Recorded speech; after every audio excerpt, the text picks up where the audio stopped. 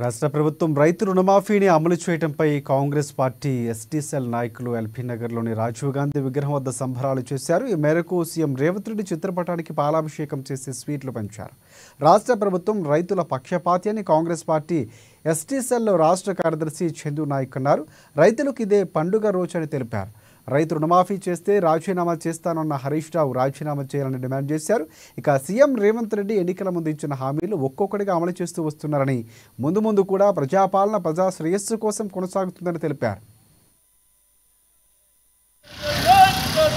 30,000 కోట్ల రూపాయల రైతు రుణమాఫీని చేసి కాంగ్రెస్ పార్టీ దేశంలోనే అతి ఉత్తమమైన పార్టీగా, ఇచ్చిన మాటను నిలబెట్టుకున్న పార్టీగా ఈరోజు తెలంగాణ చరిత్రలో సువర్ణ అక్షరాలతోని లిఖించబడిన ఒక 31,000 కోట్ల రూపాయల రద్దు బంధువుని రుణమాఫీ చేసినందుకు ఈరోజు ఆ తెలంగాణలోని అన్ని కాంగ్రెస్ ప్రజలు గాని రైతులు గాని ఈరోజు ప్రతి ఇంట్లో పండుగ వాతావరణాన్ని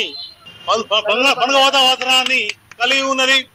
ఈరోజు కాంగ్రెస్ పార్టీ ఇచ్చిన అనేక హామీలు నెరవేర్చడం జరిగింది.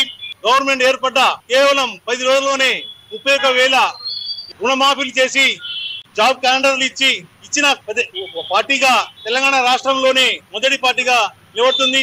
గత పాలకులు పరిపాలన